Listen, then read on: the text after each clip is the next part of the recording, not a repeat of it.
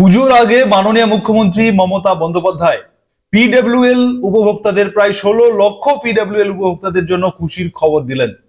তিনি নবান্ন থেকে বেঁধে দিলেন টাইম লাইন।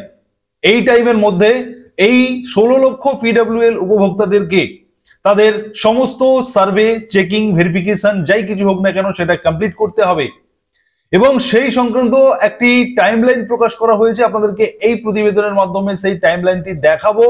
এই পিডব্লিউএল উপভোক্তাদের যে 16 লক্ষ উপভোক্তারা যারা লিস্টেড রয়েছেন তাদের সমস্ত কিছু ভেরিফিকেশন কমপ্লিট করতে হবে। এই সংক্রান্ত যে টাইমলাইন প্রকাশ করা হয়েছে সেই টাইমলাইনে বলা হচ্ছে, আপনাদেরকে পাশে স্ক্রিনে সেই টাইমলাইনটি আমি দেখাচ্ছি। প্রথমত বলা হচ্ছে যে পিডব্লিউএল লিস্টের উপভোক্তাদের রিভেরিফিকেশন শেষ করতে হবে 15ই সেপ্টেম্বর থেকে 10 অক্টোবরের মধ্যে। তার মানে পুজোর মধ্যেই এই পিডব্লিউএল উপভোক্তাদের সমস্ত ভেরিফিকেশন, রিভেরিফিকেশন কমপ্লিট করতে হবে। আপনারা জানেন, প্রথমেই মাননীয় মুখ্যমন্ত্রী ঘোষণা করেছিলেন যে 12 লক্ষ উপভোক্তাদের টাকা দেওয়া শেষ হলে 16 লক্ষ পার্মানেন্ট ওয়েটিং লিস্টে যাদের নাম আছে তাদেরকে আগামী ডিসেম্বর, অর্থাৎ এই 2025-এর ডিসেম্বরে প্রথম কিস্তির টাকা তাদেরকে দেওয়া হবে এবং সেই ঘোষণা অনুযায়ী এখন থেকে চলছে প্রস্তুতি। যারা পিডব্লিউএল লিস্টে যাদের নাম ছিল তাদের আরো একবার ভেরিফিকেশন করে দেখে নেওয়ার নির্দেশ দেওয়া হয়েছে পঞ্চায়েত দপ্তরে, বিডিও অফিসে, এসডিওতে এবং জেলাতেও।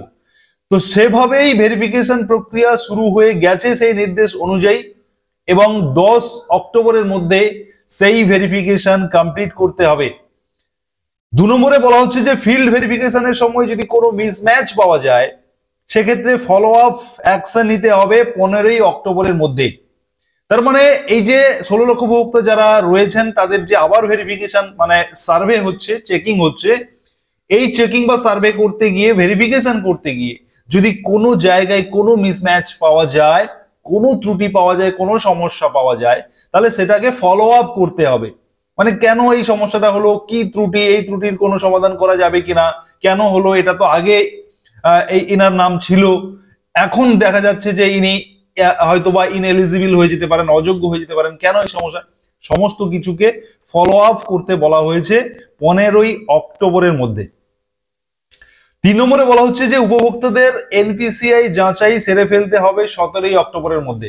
এনপিসিআই যাচাই মানে আপনারা জানেন যে এইবারের উপভোক্তাদেরকে যে টাকা দেওয়া হচ্ছে সেটা সরাসরি ব্যাংক অ্যাকাউন্টে দেওয়া হচ্ছে এবং আধার কার্ডের সঙ্গে আপনার ব্যাংক অ্যাকাউন্ট এবং আপনার নাম সমস্ত কিছু ঠিকঠাক রয়েছে কিনা সেটা চেকিং হবে।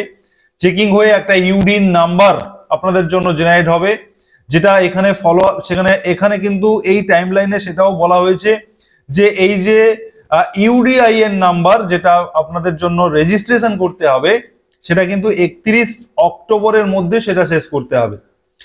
আর 17 অক্টোবরের মধ্যে উপভোক্তাদের এনপিসিআই যাচাই মানে সমস্ত আধার লিঙ্ক, ব্যাংক অ্যাকাউন্ট ইত্যাদি এগুলো যাচাই করে নিতে হবে এবং ইউডিআইএন নাম্বার রেজিস্ট্রেশন করতে হবে 31 অক্টোবরের মধ্যেই। এবারে যদি কোনো আপত্তি থাকে, মানে এই এনপিসিআই ভেরিফিকেশন বা ইউডিন নাম্বার রেজিস্ট্রেশন এগুলো করতে গিয়ে বা সার্ভে করতে গিয়ে যদি কোনো সমস্যার সম্মুখীন হয় কোনো উপভোক্তা বা ফিল্ড অফিসার যারা ভেরিফিকেশনে যাচ্ছেন তারা যদি মনে করেন যে ইনার কোনো জায়গায় ত্রুটি রয়েছে, তাহলে সেটাকে কি করতে হবে, সেই ত্রুটির লিস্টটা বানাতে হবে, কার কি সমস্যা, বানিয়ে পঞ্চায়েত স্তরে বা বিডিও স্তরে সেগুলোকে নোটিশ বোর্ডে টাঙিয়ে দিতে হবে যাতে উপভোক্তারা জানতে পারেন যে তিনার কি সমস্যা রয়েছে এবং সেই সমস্যার কি সমাধান করা যেতে পারে, সমাধান করা যাবে কিনা বা কোন পদ্ধতিতে গেলে এই সমস্যার সমাধান হবে সেগুলো কিন্তু একটা লিস্ট করে টাঙিয়ে দিতে হবে পঞ্চায়েত স্তরে বা বিডিও অফিসে বা এসডিও অফিসে টাঙিয়ে দিতে হবে যাতে উপভোক্তারা জানতে পারেন যে তাদের কোথায় কার কি সমস্যা রয়েছে এবং সেই কাজটি করতে হবে 10 নভেম্বরের মধ্যে। 3 থেকে 10 নভেম্বরের মধ্যে এই কাজটি করতে হবে।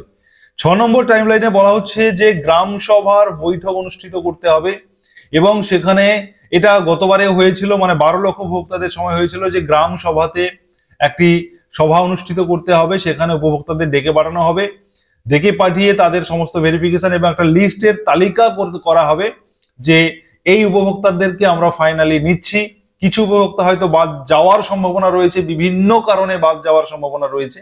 যাদের কোনো সম্ভাবনা নেই বাদ যাওয়া, তাদের নামের তালিকা একটা তৈরি হবে গ্রাম সভাতে, এবং সেই তালিকা 17ই নভেম্বরের মধ্যে বিডিও অফিসে জমা করতে হবে।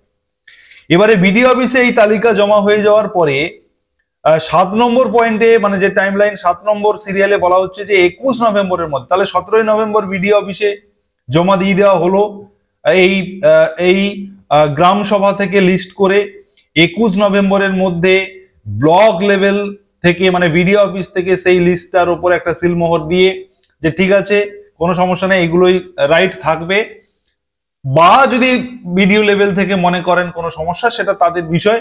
তো সেইটা বিডিও লেভেল থেকে সেই লিস্টকে অ্যাপ্রুভেল দিতে হবে 21 নভেম্বরের মধ্যে, এবং 21 নভেম্বরের মধ্যে ভিডিও থেকে ওটা জেলায় পাঠিয়ে দেওয়া হবে।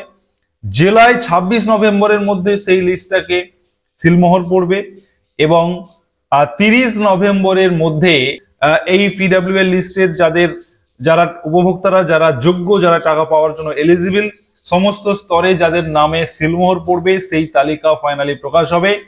30 নভেম্বরের মধ্যে সেটা ফাইনাল করতে হবে বলে দেওয়া হয়েছে, এবং তারপরে ডিসেম্বর থেকে এই 16 লক্ষ পার্মানেন্ট ওয়েটিং লিস্ট উপভোক্তারা ডিসেম্বর মাস থেকেই আপনারা প্রথম কিস্তির টাকা পেতে শুরু করবেন।